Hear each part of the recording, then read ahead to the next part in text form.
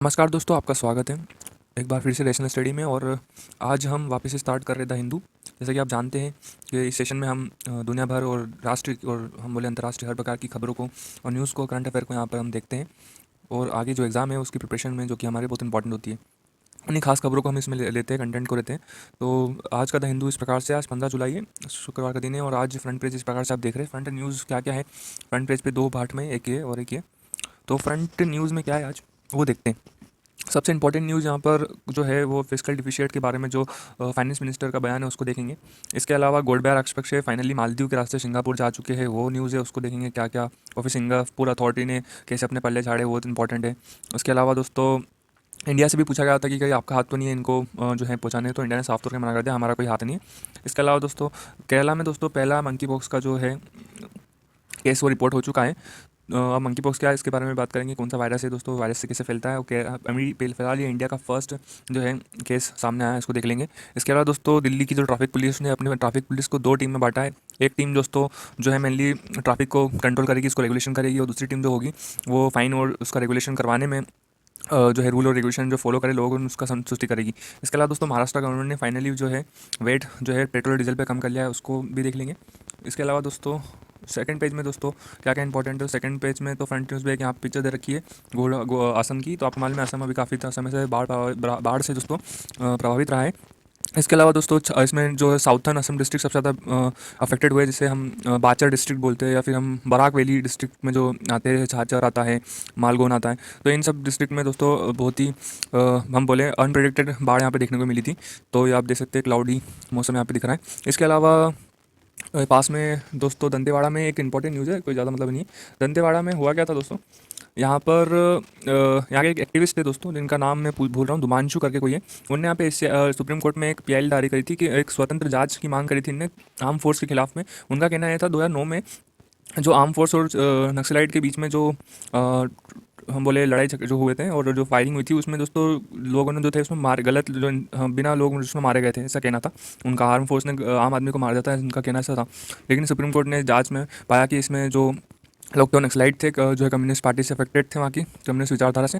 और यहाँ पे सुप्रीम कोर्ट ने जो एक्टिविस्ट है, जो अपीलदार है, उनके ऊपर 5 लाख का यहाँ पर फाइन भी रख दिया। साथ साथ में छत्तीसगढ़ का गवर्नमेंट को और ये भी आदेश दिए कि इनके ऊपर जांच की जाए, और दोनों प्रकार की जांच हो। एक तो गलत न्यूज़ गलत जो है कोर्ट में बयान देने की, और दूसरी बात इनका कोई कनेक्शन कम्युनिस्ट और नक्सलाइट से तो नहीं है, इस बात के लिए भी। तो एक नॉर्मल न्यूज़ थी। इसके अलावा दोस्तों फाइनली जो झारखंड मुक्ति मोर्चा, आपने नाम सुना होगा, ये पहले क्या कर रहा था, जो एनडीए की कैंडिडेट है दोस्तों द्रौपदी मुर्मू, जो प्रेसिडेंट की राष्ट्रपति की उम्मीदवार है, उनसे इनने मतलब पहले अपना जो हाथ इन पर से हटा लिया था। मतलब ये वोटिंग के इनको वोट देने के लिए नहीं मान रहे थे, लेकिन इन्हें फाइनली जो ऑफिशियली बोल दिया कि हम इनको सपोर्ट करेंगे। इसके अलावा दोस्तों, जुबेर जी हैं, जो आपको मालूम ही है, जो आल्ट न्यूज़ के को फाउंडर है, उनके ऊपर काफ़ी सारे केस चल रहे थे। अभी इनको फाइनली 5 दिन की जो है सुप्रीम कोर्ट ने जो है जो हम बोले बेल दी थी, लेकिन वो वापस से बेल जो है रिजेक्ट हो गई 5 दिन बाद, जो कि दूसरी जगह उत्तर प्रदेश में जो केस है वो इनके ऊपर रजिस्टर्ड था। अभी फिलहाल में उत्तर प्रदेश से ही खाली जो है, अकेले उत्तर प्रदेश से आप देखोगे तो इनके ऊपर 6 केसेस हैं। तो इन उससे रिलीफ के लिए सुप्रीम कोर्ट में गए हैं, अब देखते क्या होता है। तो यही कुछ इंपॉर्टेंट फ्रंट पेज है। तो फ्रंट पेज में देखते हैं आज जो इंपॉर्टेंट पढ़ेंगे। सबसे पहले सिंगापुर श्रीलंका से जो न्यूज़ है, तो श्रीलंका में फाइनली जो है गोडपर अक्षय जो है मालदीव के रास्ते दोस्तों नेवी के थ्रू, और जो उनका आर्मी मिलिट्री पहले तो नेवी के थ्रू मालदीव गए, मालदीव से इनने प्लेन पकड़ के दोस्तों सिंगापुर पहुंच चुके हैं। और सिंगापुर से इनने अपना जो है ईमेल जो है ईमेल के थ्रू जो अपना रिजाइनेशन है वो यहाँ पे दे दिया है। अभी रिजाइनेशन तो इन्हें दिया है दोस्तों, सिंगापुर से दिया है। अब इसकी जांच, ये इसका जो वहाँ की जो असेंबली है उनके द्वारा, जो असेंबली स्पीकर है दोस्तों महेंद्रा आपदे, उनके द्वारा बताया गया। अब इस रेजाइनेशन जो है इसको एक बार डिटेक्ट किया जाएगा, कि वेरीफाई किया जाएगा कि मतलब रियल है कि किसी और ने मतलब इसके साथ छेड़छाड़ करी है, किसी और ने पूछा है। आपको बता दें कि 2009 में दोस्तों उनकी सरकार पावर में आई थी, वो मेजोरिटी में थी, और फाइनली ने रिजाइन कर दिया। यहाँ पे देख सकते हैं यहाँ के जो प्रोटेस्टर हैं, जो कि मेनली इनका प्रोटेस्ट इनके खिलाफ ही था कि दोनों जो राष्ट्रपति परिवार है उसको रिजाइन कर दे, राष्ट्रपति और प्रधानमंत्री। और यहाँ पे लोगों ने खुशी यहाँ पे खुशी मनाते हुए दिख रहे हैं। अभी फिलहाल सिंगापुर की जो सरकार है, जो वहाँ की फॉरेन मिनिस्टर ने कंफर्म करा है कि वो यहाँ पर आए हुए हैं, लेकिन उन्होंने बोला ये एक प्राइवेट विजिट है, हमारे इसमें कोई वो नहीं है कि हमने इनको बुलाया है यहाँ पर, और या फिर हम इनको जो है असाइलम दे रहे, किसी प्रकार का असाइलम मतलब संरक्षण, या फिर किसी प्रकार का, जैसे हमने असाइलम इस प्रकार का जो दिया था तिब्बत के जो बौद्ध लोग थे जहाँ पे आए थे धर्मशाला में, वो वैसा कुछ असाइलम नहीं है, वो बस एक प्राइवेट विजिट पे आए। ठीक है। इसके अलावा महाराष्ट्र से न्यूज़ है, महाराष्ट्र ने क्या करा दोस्तों, जो वेट है ना दोस्तों, जो वैल्यू एडेड टैक्स जो कि पेट्रोल डीजल पे राज्य सरकार लगाती है, ठीक है, उसको यहाँ पर उसने कम कर दिया दोस्तों। कितना कितना कम करा है, तो यहाँ पे आप देखोगे पेट्रोल पे तो उसने 5 रुपये कम करा है और 3 रुपये डीजल पे कम करा है। तो यहाँ पर जो है काफ़ी समय से मोदी जी ने भी एक समिट में एक कॉन्फ्रेंस के थ्रू सारे स्टेट्स को बोला था कि आप अपने यहाँ पे जो वैल्यू एडेड टैक्स है उसको कम करें। केंद्र ने काफ़ी कुछ कम करा था, लेकिन महाराष्ट्र नहीं कर रहा था। लेकिन अभी फाइनली जब सरकार इनकी आ गई थी, जो कि बीजेपी के अलायंस के साथ जो अभी पार्टी वहाँ पे सरकार आई है, उन्होंने यहाँ पर 5 और 3 रुपये कम कर दिया। तो पहले भी हमने बात करी, तो फाइनली उन्होंने बोल ही दिया, कर ही दिया। इसके अलावा दोस्तों काफ़ी सारे और भी मुद्दे यहाँ पर जो है उठाए गए हैं असेंबली में, जो यहाँ पे अभी मानसून सेशन स्टार्ट हुआ है, मतलब पहला सेशन है इनका उसमें। तो सबसे इंपॉर्टेंट जो है जो इंपॉर्टेंट है मुंबई अहमदाबाद जो है ना, आपको Mumbai Ahmedabad bullet train project, उसके बारे में। तो ये मुंबई अहमदाबाद जो प्रोजेक्ट है मेनली जापान की कंपनी दोस्तों, जापान इंटरनेशनल कॉर्पोरेशन एजेंसी, ठीक है, जापान इंटरनेशनल कॉर्पोरेशन एजेंसी, इसके द्वारा दोस्तों यहाँ पर पैसा दिया गया और बुलेट जो ट्रेन का जो प्रोजेक्ट है लाया गया था मोदी गवर्नमेंट द्वारा।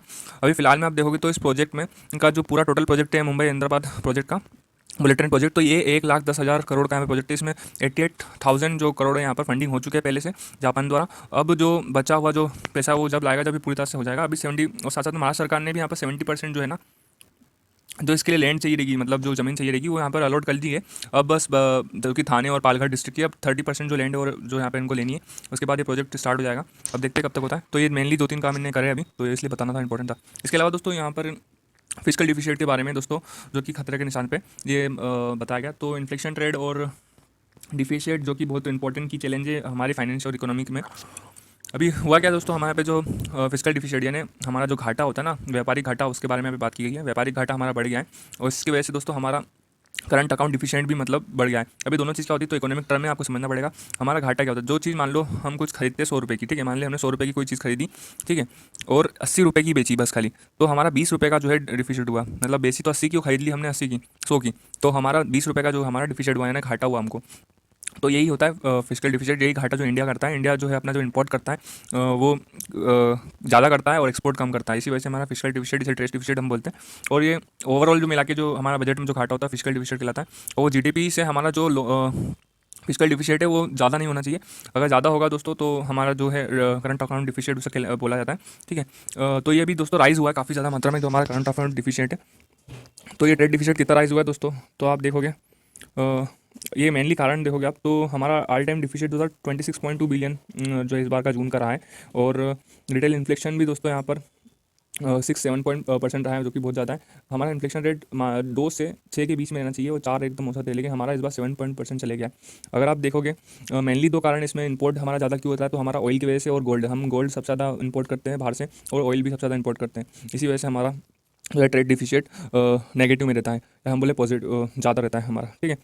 अगर आप देखोगे फाइनेंशियल इस ग्राफ में, तो ये अप्रैल जून का जो 2019 का, तो यहाँ पर हमारा जो डेफिसिट था 20 के समथिंग था, इसके समथिंग था। उसके बाद आप देखोगे अभी ये बढ़ के जो है थोड़ा सा कम हुआ है, ये 3.4 बिलियन हुआ है। पहले ये मतलब जो था 22 बिलियन रिकॉर्ड पे पहुँच गया था क्वार्टर ईयर 2004 के। तो ये यही न्यूज़ थी, इंपॉर्टेंट कुछ नहीं है। इसके अलावा नेक्स्ट बात करते हैं, हाँ, ये जो केरला में फर्स्ट रिपोर्ट जो हुआ मंकी पॉक्स का, उसके बारे में।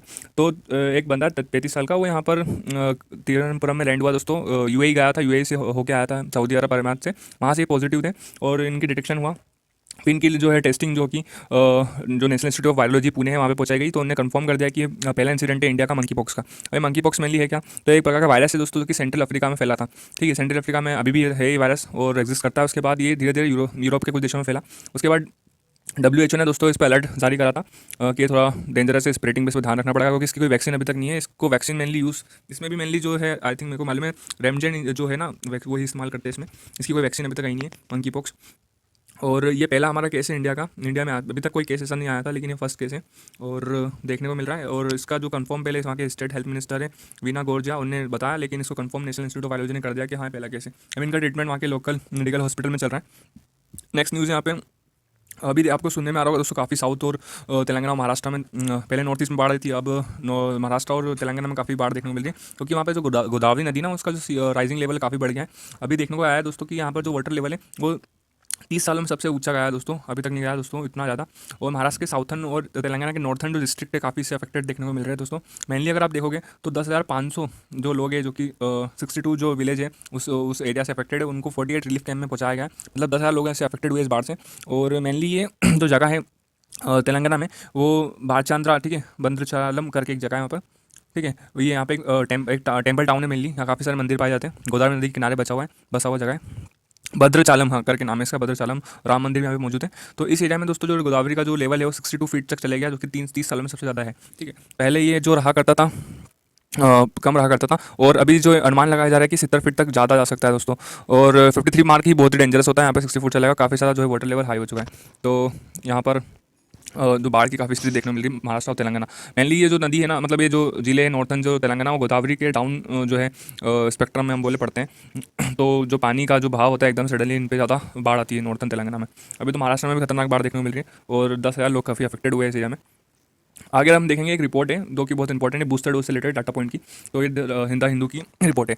तो आपको बताइए कल से, आज से जो है 75 डे के लिए हमारे यहाँ पे जो है अगले जो 75 दिन होंगे वो लगातार हमको फ्री जो कि बूस्टर डोज लगाए जाएंगे गवर्नमेंट द्वारा, वहाँ के गवर्नमेंट सेंटरों में, जो कि हमारा तीसरा डोज होगा फ्री, ठीक है। तो ये मेनली बढ़ाया क्यों गया है इसको यहाँ पे बताया गया। तो मेनली अगर आप 6 महीने से 9 महीने आपको हो चुके हैं दोस्तों दूसरा डोज लिए हुए, तो आप यहाँ पे डोज लेने के लिए एप्लीकेबल है।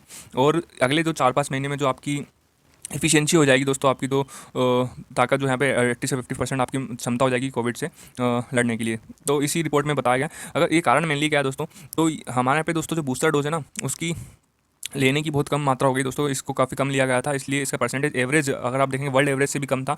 इवन आप देखोगे तो हमारे जो पड़ोसी देश है बांग्लादेश और नेपाल, भूटान, उनमें दोस्तों, पाकिस्तान और श्रीलंका, इन जगहों पे हमारे यहाँ पे बूस्टर डोज बहुत कम लगा है उनकी अपेक्षा, उनके यहाँ पे ज़्यादा डोज लगे, और हमारे पे मात्र 3.6% पॉपुलेशन को ही यहाँ पर देखोगे आप, तो इंडिया पॉपुलेशन को ही यहाँ पर जो है बूस्टर डोज लगे, जो कि 13 जुलाई तक का डाटा हमको बताया गया था, ठीक है। अगर आप देखोगे वर्ल्ड का एवरेज ही 27% है, मतलब ओवरऑल पूरे जो पॉपुलेशन है उसके 27% को बूस्टर डोज लग चुका है, हमारे पे मात्र हमारी पॉपुलेशन का 3.6% को ही जो है बूस्टर डोज लगा है। अगर आप देखोगे इंडिया का बेटर कंडीशन, हमारी जो है फर्स्ट जो 2 डोज थे उसमें हमारी कंडीशन 65% है दोस्तों, जो कि बहुत अच्छी है। जो कि एवरेज 60, वर्ल्ड का एवरेज देखोगे तो 6.1 है, उससे काफ़ी ज़्यादा है, मतलब काफ़ी तो नहीं, ठीक ठाक है।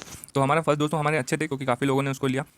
लेकिन जो थर्ड बूस्टर डोज है वो यहाँ पर नहीं लिया, अधिकतर जो एल्डर लोग थे 60+ थे उनने तो ले लिया, लेकिन जो अडल्ट लोग थे 18 से 60 तक के, उन्होंने यहाँ पर ये डोज नहीं लिया है। इसलिए ये कैंपेन चलाया गया दोस्तों। यहाँ पे देख सकते हो हेल्थ वर्कर जो कि यहाँ पे वेटिंग करते हुए दिख रहे हैं आपको वहाँ तमिलनाडु में, ठीक है। नेक्स्ट अगर आप देखोगे तो है यहाँ पर एक ग्राफ दे रखा है दोस्तों, हमारा जो रेट है काफ़ी कम जो है गया है। तो अगर आप देखोगे पिछले कुछ हफ्ते में मात्र 37 लाख ही बूस्टर डोज लगे, मतलब बहुत ही, मतलब ये लो ग्राफ जा चुका है। आप देखोगे जनवरी में काफ़ी अच्छा हाई गया था, हमारे 40% लोगों को लगता था, लेकिन ये गिर के मात्र 10% तक आ गया। अब जून जुलाई में मतलब 35% जो है यहाँ पर 37 लाख लोगों को यहाँ पर दो है डोज लगे हैं। तो यहाँ पर एक ग्राफ साइड में बहुत सेट रहता है, फर्स्ट डोज जो सेकंड डोज का यहाँ पे कवरेज दे रखा है, तो जो कि बहुत ही अच्छा था हमारे लिए। हाँ, तो फर्स्ट से सेकंड जो डोज है वो तो काफ़ी अच्छे लगे हमारे पे। आप देखोगे यहाँ पे इंडिया की रैंकिंग है 65%, हमारे यहाँ पे टोटल जो जनसंख्या है उसका 65% लोगों को फर्स्ट सेकंड डोज लग चुके हैं, पहला और दूसरा डोज वो ले चुके हैं, जो कि वर्ल्ड एवरेज जो 61% है उससे काफ़ी अच्छा है। अगर आप देखो चाइना, तो चाइना का तो कुछ अलग ही हिसाब किताब चल रहा है, उसने तो पूरी 88% को फर्स्ट सेकंड जो डोज दे रखे हैं, क्योंकि उसकी तो जीरो कोविड पॉलिसी। और अभी हाल ही में कल क्या हुआ, वहाँ पर एक प्रांत था, शंघाई प्रांत, आई थिंक मैं नाम बोल रहा हूँ, लेकिन उसमें जो है मात्र एक केस आया, तो उसने पूरी 3 लाख जो वहाँ की आबादी है उसको वहाँ पे क्वारंटाइन कर दिया, ठीक है। तो वहाँ पे बहुत जो है कोविड ड्राइव जो वैक्सीन ड्राइव है काफ़ी मतलब फास्ट चल रही है। भूटान को देखो तो भूटान छोटा सा देश है, तो जनसंख्या कम है, तो वहाँ पे 86% लोगों को लग चुका है। साउथ कोरिया में भी अच्छे लोगों को लगा है। अगर हमारे यहाँ पे देखोगे तो हमारे नेबर कंट्री में देखोगे तो बांग्लादेश काफ़ी अच्छा 78% लोगों को यहाँ पे फर्स्ट सेकंड डोज लग चुके हैं। तो हमारे फर्स्ट सेकंड डोज पर अच्छे थे। आप देखोगे आप यहाँ पर ये लग रहा, ठीक है, आप बहुत चिंताजनक था, तो इसलिए यहाँ पे सरकार ने कदम उठाया। यहाँ पे आप देखोगे बूस्टर डोज, तो बूस्टर डोज की क्या स्थिति है, तो बूस्टर डोज में आप देखोगे तो इंडिया का वर्ल्ड एवरेज देखोगे तो मात्र 27% है, लग सकता है। और हमारा देखोगे तो लास्ट हम थर्ड डे में आते हैं, मतलब हमारी जनसंख्या का 3% या 4% लोगों को ही जो है बूस्टर डे थर्ड जो डोज है हमारे यहाँ पे लगा हुआ है। केनिया और अफ्रीका से हम कंट्री से यहाँ पर पास से थोड़ा सा ऊपर है। बाकी आप देखोगे हमारे पे जो हमारे इंडोनेशिया 19% लोगों को लग गया, नेपाल 22% लोगों को बूस्टर डोज लग गया, बांग्लादेश 17% लोगों को लग गया, पाकिस्तान में 12% लोगों को वह बूस्टर डोज लग गया, श्रीलंका वर्ल्ड एवरेज से ऊपर चले गया क्राइसिस होने के बाद भी। क्राइसिस चल रही थी यहाँ पे, मतलब इकोनॉमिक क्राइसिस, उसके बाद भी 36% लोगों को यहाँ पे वर्ल्ड एवरेज से ज़्यादा लग चुके हैं, ठीक है।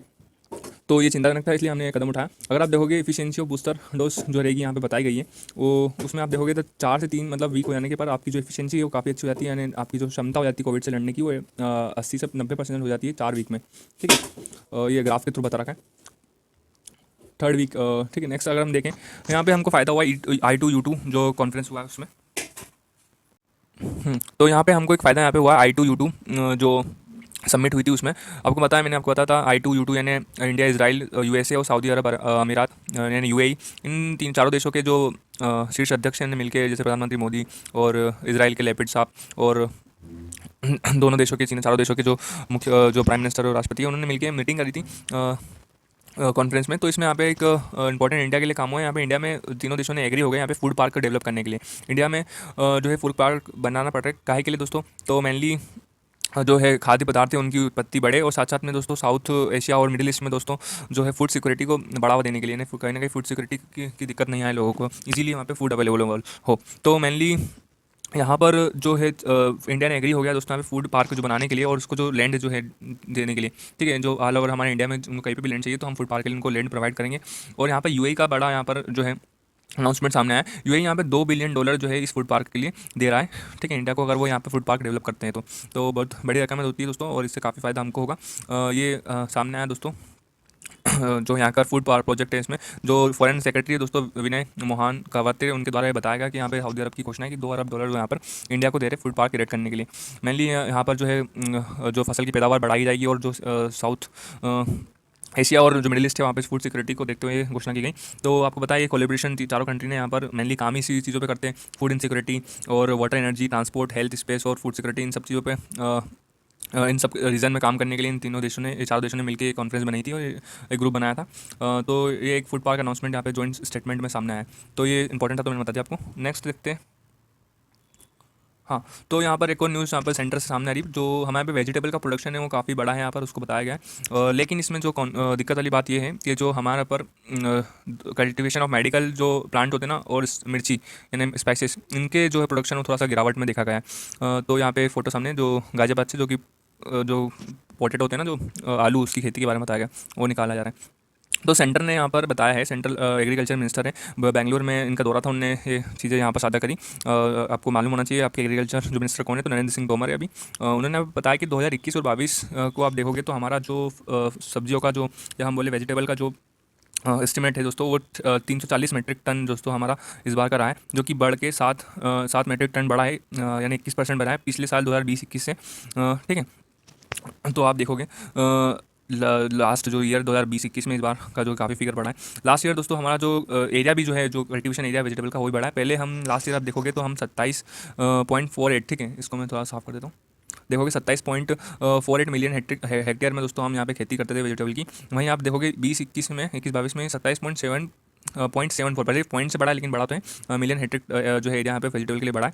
साथ साथ में इसमें जो फल और सब्जी और शहद, इनकी जो है खेती में या फिर वेजिटेबल में प्रोडक्शन में बढ़ावत देखी गई। लेकिन यहाँ पर कॉन्कर की बात ये है कि जो स्पाइसेस है और जो मेडिसिनल प्लांट है, उनकी जो है यहाँ पर प्रोडक्शन में कमी देखी गई है, और जो कि यहाँ पर एस्टिमेट के थ्रू बताया गया है। आप देखोगे 107 मेट्रिक टन दोस्तों प्रोडक्शन बढ़ा है as compare to 102.4 metric tonne 2021 में। वेजिटेबल का एस्टिमेट भी दे रखा है 204 मेट्रिक टन वेजिटेबल यहाँ पर जो है वो फ्रूट का तो ऊपर, ठीक है, नीचे वेजिटेबल का दे रखा है। तो वेजिटेबल का दोस्तों 204 मेट्रिक टन दोस्तों, कंपेयरली 200 यानी 4 मेट्रिक टन यहाँ पे बढ़ा है। ओवरऑल तो 7% यानी कि जो 7 मेट्रिक टन की हमें बढ़ावा देखी गई है।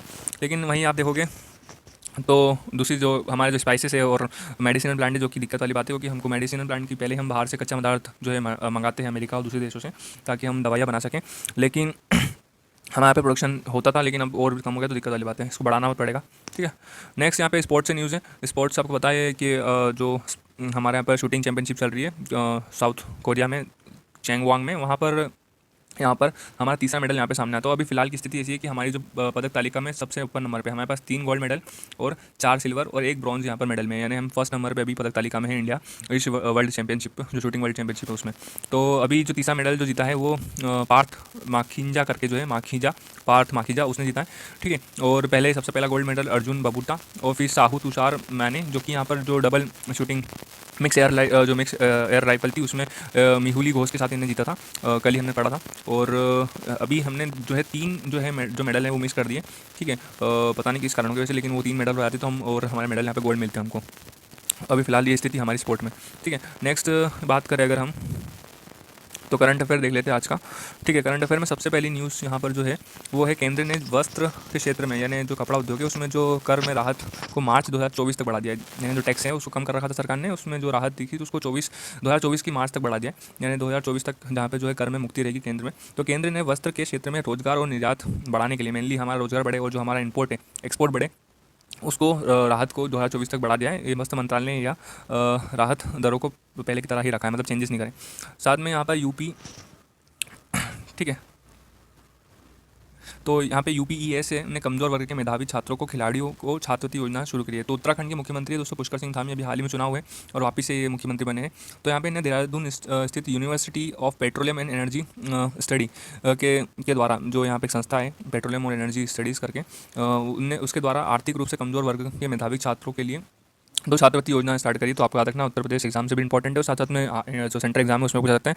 ज्योति छात्रवृत्ति योजना तो उन बच्चों के लिए जो कि पढ़ाई में स्तर में पढ़ाई करते हैं उनको दिया जाएगा यूपी द्वारा, यूपीएस द्वारा। और जो विजय छात्रवृत्ति वो है जो प्रतिभा खिलाड़ी है उनको दिया जाएगा ताकि वो आगे जाके स्पोर्ट में अपने आप को ग्रो कर सकें। ठीक है, दो योजना, ज्योति छात्रवृत्ति योजना और विजय छात्रवृत्ति योजना। नेक्स्ट जो न्यूज़ है वो है दिल्ली एनसीआर में वायु प्रदूषण से निपटने के लिए नई नीति। अभी दिल्ली एनसीआर क्षेत्र का, तो मेनली दिल्ली तो आपकी जो राजधानी है, अब दिल्ली से लगे हुए जो बहुत सारे जो एरिया होते हैं वो हरियाणा से भी लगा हुआ दिल्ली की बॉर्डर, और यूपी से भी लगी है, साथ साथ में राजस्थान से भी लगी हुई। तो उसके उन सबके भी जो जिले हैं ना वो मिला के पूरा क्षेत्र जो बनता है दिल्ली एनसीआर क्षेत्र बनता है। दिल्ली एनसीआर मतलब नेशनल कैपिटल रीजन। तो इसमें जैसे राजस्थान के दो जिले आते हैं, भरतपुर और अलवर, और नोएडा आपका उत्तर प्रदेश के काफ़ी सारे जिले आते हैं, साथ साथ में मथुरा हो गया, ये साइड हो गई। ठीक है, इसके अलावा जो है हरियाणा से भी आपके सोनीपत, पानीपत और सभी बहुत सारे जो रोहतक, ठीक है, जिले जो लगते हैं, ये पूरा जो रीजन बनता है वो दिल्ली एनसीआर का रीजन बनता है। तो दिल्ली सरकार ने यहाँ पर वायु प्रदूषण से निपटने के लिए एक नई नीति यहाँ पर तैयार करी है। तो दिल्ली एनसीआर के वायु प्रदूषण को नियंत्रण करने के लिए वायु गुणवत्ता प्रबंधन आयोग, ठीक है, CAQM यानी counselling for air quality management ने बुधवार को एक नई नीति जारी करी। इसमें समस्या से निपटने के लिए अगले 5 वर्ष के दौरे में जो है काफ़ी सारे जो चेंजेस किए जाएंगे। सबसे पहले चेंजेस तो 300 किलोमीटर का एरिया होगा ना दिल्ली एनसीआर का, उसके दायरे में जितने भी एनटीपीसी आते हैं ना उनको यहाँ पर केंद्रीय पर्यावरण मंत्रालय के द्वारा निर्धारित समय में दोस्तों अनुपालन करना पड़ेगा। यानी कितने समय में कितना छोड़ना है, कितने समय तक चलेंगे वो, और कितना जो है जो भी वो कोयला छोड़ते हैं या फिर वो धुआं छोड़ते हैं उसको देखेंगे। इन 300 किलोमीटर के अंदर पूरा जो है रेंज इनके अंडर में रहेंगे वो केंद्रीय पर्यावरण मंत्रालय के। साथ साथ में वहाँ के जो लोकल डीजल ऑटो रिक्शा है उसको 2025 तक यहाँ पर बाहर करने के लिए, एनसीआर रीजन से बाहर करने के लिए, समाप्त करने की भी यहाँ पर योजना सामने आई है। नेक्स्ट अगर आप देखोगे तो है यूनिवर्सिटी ग्रांट कमीशन यानी यूजीसी से आ रही है। अब यहाँ पे सरकार क्या कर रही है दोस्तों, जो उच्च शिक्षा से रिलेटेड जितने भी ऑर्गेनाइजेशन हैं ना उनको एक करके एक ऑर्गेनाइज बनाने की तैयारी कर रही है। अभी मॉनसून सेशन स्टार्ट होने वाला है, आपको मालूम है। तो यहाँ पर इस साल जो मॉनसून सेशन है उसमें दोस्तों एक ड्राफ्ट बिल लाया जाएगा। किस लिए लाएगा? उच्च शिक्षा के लिए एक सिंगल नियामक संस्था बनाने के लिए, यानी एक सिंगल संस्था होगा जो कि पूरा उच्च शिक्षा को कंट्रोल करेगा। अभी क्या यूजीसी अलग करता है, और जो हमारा all India council for technical education है वो टेक्निकल चीज़ों को करता है, और राष्ट्रीय शिक्षा परिषद जो है वो शिक्षकों को के एग्जाम्स और उनको कंडक्ट करते हैं। तो पूरा एक चीज़ बनाएंगे हम, उस पर वो पूरा एक ही जो है, जो जैसे कि हम एग्जाम के लिए भी एनआईटी जैसी संस्था बना चुके हैं जो सीयूटी कंडक्ट करा रहे हैं, तो सेम ऐसे ही यहाँ पे काम जो उच्च शिक्षा में भी यहाँ पे सरकार करने वाली है। तो भारतीय उच्च शिक्षा परिषद, ठीक है, higher education counselling for India, ठीक है, जिसकी परिकल्पना है कैसे उच्च शिक्षा मतलब इसका नाम जो बनेगा ना निकाय जो तीनों चीज़ों को कंट्रोल करेगा वो higher education counselling for India करके बनेगा, ठीक है, HICI, ठीक है। तो जिसकी परिकल्पना एक ऐसे उच्च शिक्षा नियामक के रूप में की गई है जो मौजूदा 3 संस्थाओं की जगह लेगा और इस साल तक ये वास्तविक आकार ले लेगा। मतलब जो अभी ड्राफ्ट बिल लिया जाएगा उसको पास कर लिया जाएगा और फिर संस्था बन जाएगा, ठीक है। तो HICI जो कि विश्व अनुदान आयोग यानी यूनिवर्सिटी ग्रांट कमीशन यानी यूजीसी, ठीक है, और अखिल भारतीय तकनीकी शिक्षा परिषद यानी all India council for technical education, ठीक है, AICTI, ठीक है, और राष्ट्रीय शिक्षा ठीक है शिक्षक शिक्षा परिषद यानी national council for teacher education की जगह लेगा, ठीक है। फिलहाल अगर आप देखोगे तो यूजीसी गैर तकनीकी उच्च शिक्षा को निगरानी रखता है, जो इतने भी BCA हो गया या फिर BCom कोर्सेस हो गए, ठीक है, जो भी टेक्निकल से अलग होते हैं, इंजीनियर से अलग होते हैं, वो चीज़ों को देखता है। वहीं आप देखोगे तो AICTI जो है वो टेक्निकल एजुकेशन देखता है, BTech MTech जैसे जो एजुकेशन होते हैं BCom और दूसरे जो। वहीं आप देखोगे NCTI शिक्षकों के से संबंधित काम देखता है। तो इन चीज़ों को सरकार कहीं ना कहीं एक करने की सोच रही है। तो नेक्स्ट बात करते हैं यहाँ पर आपको पता है ये पौधा किसका, तो ये अफीम का पौधा है। किसी किसी की आंखें चमक जाती हैं। तो बजाज हेल्थ केयर जो रेगुलेटरी है वो अफीम प्रोसेसिंग सेक्टर में प्रवेश करने वाली पहली निजी कंपनी है, तो इसलिए इंपॉर्टेंट है। अभी तक जो था ना अफीम का जो उत्पादन करती है वो कोई ना कोई गवर्नमेंट करती है, गवर्नमेंट के द्वारा ही इसको उत्पादन किया जाता है कुछ स्पेसिफिक स्टेटों में, जैसे मध्य प्रदेश, राजस्थान और उत्तर प्रदेश, बस इन जगह पर सीमित है इनका प्रोडक्शन। उनके ही स्पेसिफिक कोई डिस्ट्रिक्ट होता है, जैसे नीमच आपने सुना होगा मध्य प्रदेश में, वो अफीम का काफ़ी उत्पादन करता है, लेकिन वो पूरा जो है गवर्नमेंट के थ्रू उत्पादन होता है। गवर्नमेंट ही प्रोडक्शन करती है और खरीदती है वहाँ से, और उसके को मेडिकल जो दवाइयाँ होती है उसको बनाने में उपयोग लेती है। लेकिन अभी पहली बार ऐसा है कि बजाज जो हेल्थ केयर रेगुलेटरी है उसने यहाँ पर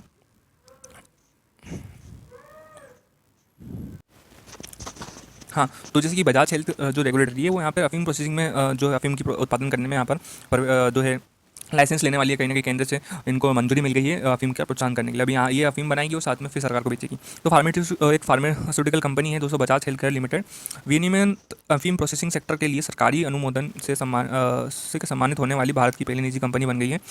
यह ऐसा डेवलपमेंट है जिसका अर्थ है कि कंपनी अफ़ीम का उपयोग सक्रिय दवा सामग्री, देखिए सक्रिय दवा जो सामग्री होती है मेनली जो दवाइयाँ होती है उसमें उपयोग करेगा, और जो कि कफ सिरप में भी इसका इस्तेमाल होता है। ठीक है, ओपियम, देखिए अफ़ीम का इंग्लिश नाम ओपियम होता है दोस्तों, और इसका उपयोग मेनली इसका फल इंपॉर्टेंट होता है। जो अफ़ीम होता है ना उसका ये जो बीच में आपको दिख रहा है इसका फल है, इसका पत्ता तो हट जाएगा। ठीक है, और इसका फल जो है इंपॉर्टेंट रहेगा। फल में से दोस्तों लेटेक्स निकलता है। ठीक है, ये फल है इसका, और फल में से लेटेक्स निकलता है। अब लेटेक्स तो वाइट वाइट होता है ना, उसमें भी बहुत प्रकार के जो है एंथ्रासाइड्स पाए जाते हैं, एल्कलाइंस पाए जाते हैं। 80 प्रकार के एल्कलाइंस इसमें पाए जाते हैं। इसमें से मॉर्फिन होता है, ठीक है, और डोन होता है। ठीक है, ये मॉर्फिन ही आगे जाके काफ़ी सारी दवाइयाँ बनाने में, और कफ सिरप हो गया या फिर दूसरी चीज़ हो गई, कफ सिरप में मॉर्फिन डलता है, आपको पता है। इसके अलावा दोस्तों इसका सरकार ने इसमें प्रतिबंध सख्ती इसलिए कर रखी क्योंकि इसका उपयोग हीरोइन जैसी जो है बनाने में, जो कि नशीले तत्व होते हैं उसको बनाने में काम में लिया जाता है। तो मेनली कफ सिरप और कैंसर की दवाई जैसी चीज़ों में इसका उपयोग किया जाता है अफ़ीम का। ठीक है, अगर आप देखोगे इस भारत की स्थिति में, तो भारत, यदि भी भारत में कुछ देश ऐसे भी हैं जो कि अफ़ीम की जो है अफ़ीम की जो खेती है वो बिल्कुल सीमित मात्रा में होती है। अब तक आप देखोगे तो इसका जो पूरा सेक्टर है अफ़ीम का उत्पादन कैसे होगा, कितना होगा, कौन करेगा, ये डिसाइड केंद्र करता है। तो केंद्र की एक नोडल एजेंसी है दोस्तों, एनडीपी जिसे बोलते हैं हम, जो नार्कोटिक ड्रग्स एंड जो साइक्रोट्रोपिक सब जो है सब्जेक्ट है वो उसके द्वारा डिसाइड होता है कौन यहाँ पे करेगा। तो एनडीपी नियम 1985 के नियम 8 के तहत दोस्तों केंद्र नार्कोटिक्स ब्यूरो द्वारा ही लाइसेंस लिया जा सकता है दोस्तों, और ये पूरा जो देख रेख है इसको NDPCS करता है दोस्तों। और इसकी धारा 8 के तहत जो अफ़ीम का जो आप प्रोडक्शन करते हो वो अगर आपने इनसे लाइसेंस नहीं ले रखा है तो वो अनलीगल कहलाएगा और उसको जब्त कर लिया जाएगा, और साथ में आपको सजा भी हो सकती है। तो केंद्रीय नारकोटिक्स ब्यूरो किसान से अफ़ीम जो है खरीदता है, और फिर उसको गाजीपुर जैसे कि यूपी में, और नीमच जैसे मध्य प्रदेश जगह पे ये मेनली उत्पादन होता है, और उनसे अफ़ीम खरीदता है। फिर उसको जो है सरकारी अफ़ीम एल्कलाइड वर्क्स यानी गवर्नमेंट जो है ओपियम एल्कलाइड वर्क्स जो है कारखानों में पहुंचा जाता है, जो आगे जाके इसका उपयोग करके जो है दवाइयाँ बनाती हैं। अब नारकोटिक्स ब्यूरो, एल्कलाइड वर्क जो है मेनली, ये दोनों ही वित्त मंत्रालय के क्वेश्चन पूछ सकते हैं दोस्तों। ये जो नार्कोटिक ब्यूरो है और एल्कलाइज वर्क्स जो है आते हैं, जो कि दवाइयाँ बनाते हैं, ये वित्त मंत्रालय के अंतर्गत आते हैं। ठीक है, याद रखना आपको, अगर आप देखोगे तो यहाँ पे लिखा हुआ है। ठीक है, और ये है इसका बायोलॉजिकल नेम पूछ सकते हैं, पेपर, ठीक है, पावर, ठीक है, पेपर सोमनीफेरियम, ठीक है, सोमनीफेरियम करके इसका नाम है।